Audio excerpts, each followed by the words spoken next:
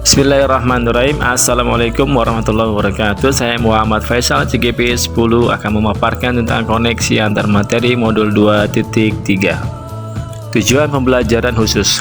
CGP menyimpulkan dan menjelaskan keterkaitan materi yang diperoleh dan membuat refleksi berdasarkan pemahaman yang dibangun selama modul 2 dalam berbagai media. 1. Pemikiran reflektif terkait pengalaman belajar. Pengalaman atau materi pembelajaran yang baru saja diperoleh. Dalam pembelajaran modul 2.3 ini, saya mempelajari supervisi akademik yang bertujuan untuk mengembangkan kompetensi diri pendidik di sekolah. Pendekatan yang dilakukan adalah dengan coaching yang memiliki 3 prinsip, yaitu proses kreatif, kemitraan, dan memaksimalkan potensi. Sedangkan untuk kompetensi yang dimiliki adalah presence, kesadaran penuh, mendengarkan aktif, dan membuat pertanyaan berbobot. Percakapan di dalam coaching menggunakan alur tirta, yaitu tujuan, identifikasi, rencana aksi, dan tanggung jawab. Dan terdapat 3 tahapan dalam coaching, yaitu pra-observasi, observasi, dan pasca observasi. B. Emosi yang dirasakan terkait pengalaman belajar. Pertama, rasa ingin tahu, keingintahuan pembelajaran supervisi akademik. Dengan menggunakan teknik coaching membuat saya ingin lebih memahami lagi terkait dengan metode yang diaplikasikan pada coaching. Ada rasa kekhawatiran ketika memulai di modul mulai diri dan melihat semua modul yang saya baca di LMS. Agak terasa kecemasan karena terlalu begitu banyak modul yang harus dibaca. Tertarik ketika rukol 1 dan 2, saya merasa sangat tertarik dengan teknik coaching melalui metode tirta. Dan juga ada rasa gembira ketika saya mempraktikkan praktik coaching terhadap rekan CGP lainnya dalam satu kelompok dan pada saat membuat aksi nyata serta demonstrasi kontekstual. Saya beberapa mencoba menggunakan teknik segitiga restitusi pada saat berusaha memilih siswa yang bermasalah dan ini cukup berhasil. Dengan mempelajari dari coaching dengan metode tirta, saya optimis bahwa saya dapat memberikan pelayanan terbaik pada peserta didik untuk mengembangkan potensi pada diri peserta didik dan rekan sejawat. C. Apa yang sudah baik terkait dengan keterlibatan diri dalam proses belajar. Kolaborasi merupakan hal terbaik yang selalu digunakan dalam berbagai materi modul di LMS CGP, termasuk dengan kolaborasi pada materi coaching.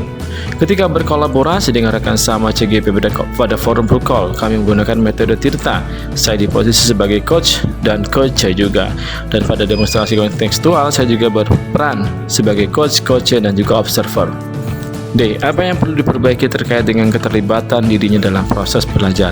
Yang perlu diperbaiki dari peran saya di dalam rukun kolaborasi, demonstrasi kontekstual, dan aksi nyata adalah membuat pertanyaan berbobot agar bisa memahami lebih dalam kondisi coach dan dapat mengembangkan potensi diri coach sehingga coach dapat menemukan sendiri jawaban dari masalahnya. E. Keterkaitan terhadap kompetensi dan kematangan diri pribadi.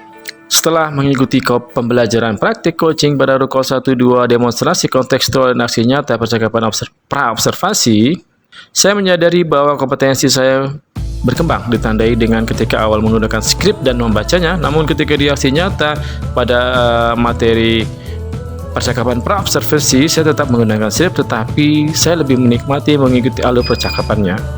Saya juga berkembang dalam kompetensi kemampuan mendengar dan fokus dari kisah yang diceritakan oleh coach, dan saya juga mampu menahan untuk memberikan saran, ide terhadap coach ketika melakukan coaching. 2. Analisis untuk implementasi dalam konteks CGP. A. Memunculkan pertanyaan kritis yang berhubungan dengan konsep materi dan menggalinya lebih lanjut.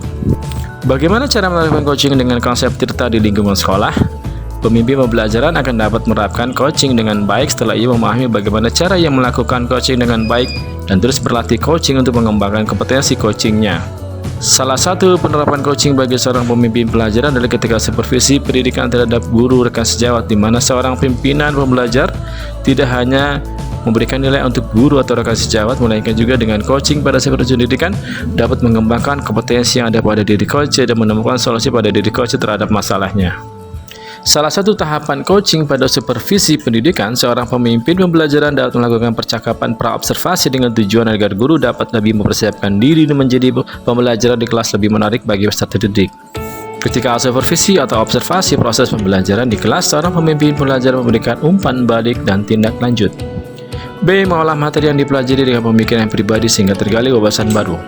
Saat mempelajari materi coaching untuk supervisi akademik, menjadikan saya untuk berpikir menggali wawasan baru, khususnya bagaimana menjadi seorang coach yang dapat memberdayakan coach.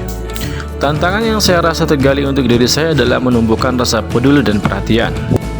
Selain itu, fokus pada coaching bukan pada permasalahan coaching yang hadapi membuat saya belajar untuk keluar dari zona nyaman saya sebagai seorang guru. Bagaimana ketika coaching menyampaikan masalah, maka saya sebagai seorang coach berusaha tidak memberikan saran untuk masalah yang ia hadapi, akan tetapi saya harus berusaha menggali dirinya untuk dapat menemukan solusi alternatif penyelesaian terbaru yang muncul dari pemikiran dan potensi diri yang ia miliki. Saya menganalisis tantangannya sesuai dengan konteks asal CGP. Adapun tantangan yang saya hadapi, bagaimana cara untuk dapat membantu rekan sejawat saya dengan coaching tanpa mereka merasa saya melakukan coaching. Dari hal ini membuat saya berusaha menggali apa saja yang harus saya lakukan. Selain tantangan tersebut, bagaimana cara untuk dapat mengajak rekan guru melakukan coaching pada siswa di sekolah tanpa terkesan menggurui. D. Memunculkan alternatif solusi terhadap tantangan yang diidentifikasi. Alternatif solusi yang saya lakukan untuk menghadapi tantangan tersebut adalah terus berlatih dan melakukan refleksi diri, menjalin hubungan yang baik dan kemitraan menjadikan luasan dalam coaching. Selain itu, dengan memberikan pengimbasan aksi nyata coaching yang saya lakukan pada siswa dapat menjadi salah satu alternatif solusi. Segala perubahan memang membutuhkan keberanian dan proses dalam menjalininya. Tentu dukungan semua pihak, terutama warga sekolah, dapat diperlukan dalam menyikapi tantangan yang ada. 3 refleksi yang CGP memunculkan koneksi dari pembelajarannya. Pengalaman masa lalu. Saya beberapa kali disupervisi oleh kepala sekolah dan pengawas, dan ketika itu saya mendapatkan nilai supervisi dari mereka, tetapi saya tidak memahami untuk apa nilai itu dan hanya berpikir bahwasanya ketika itu hanya menjalankan kewajiban saja, tanpa ada rencana tindak lanjut dari hasil supervisi tersebut. B. Penerapan di masa mendatang. Di masa mendatang, saya akan menggunakan supervisi pendidikan dengan metode coaching dengan pola Tirta. Dengan coaching tersebut, pemimpin pembelajaran akan dapat memahami keadaan coaching dan meningkatkan kemampuan diri coaching dengan prinsip coaching kemitraan, berpikir proses kreatif, dan memaksimalkan potensi. C. Konsep atau praktik baik yang dilakukan dari modul lain yang telah dipelajari. Pada modul 2.1 pembelajaran berdiferensiasi, pembelajarannya berdasarkan kebutuhan belajar murid. Guru memberikan dukungan dengan beberapa strategi pembelajaran berdiferensiasi seperti diferensiasi konten, proses, dan produk. Dalam kaitannya untuk mencari tahu tentang kekuatan dan potensi yang dimiliki coach, seorang guru sudah seharusnya memiliki cara dan metode untuk mengeksplorasi kemampuan diri murid dalam kaitannya untuk menyelesaikan masalah-masalah pembelajaran yang dihadapinya. Untuk menggali potensi dan menemukan solusi dari permasalahan yang dihadapi oleh murid, seorang guru harus memiliki kompetensi inti coaching, yaitu kehadiran penuh, kemampuan untuk bisa hadir secara utuh bagi coaching sehingga badan, pikiran, hati selaras saat melakukan percakapan coaching.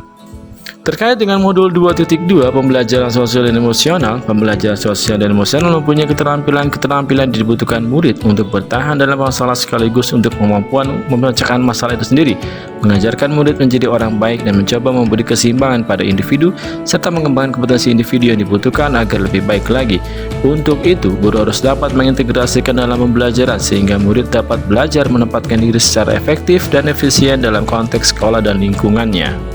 Jika guru bertindak sebagai coach dalam pembelajaran sosial dan emosional, maka guru dapat menjadi relasi yang setara bagi murid dan mampu memberdayakan kemampuan murid melalui pertanyaan-pertanyaan terbuka yang diajukan untuk menggali kekuatan diri yang dimiliki oleh murid untuk menemukan sendiri mengapa masalah itu terjadi dalam dirinya, serta bagaimana tindakan yang harus dilakukan agar masalah yang dihadapi dapat diselesaikan menurut cara yang ditemukannya sendiri. 4. Informasi yang didapat dari orang atau sumber lain di luar bahan ajar CGP. Informasi lain di luar pembelajaran saya diperoleh dari kegiatan literasi bahan bacaan berupa jurnal hasil penelitian. Selain itu juga video coaching dari YouTube juga cukup membantu untuk dapat terus berusaha melakukan coaching menjadi lebih bermakna. Demikian pemaparan dari saya CGP 10 Muhammad Faisal. Terima kasih. Assalamualaikum warahmatullahi wabarakatuh.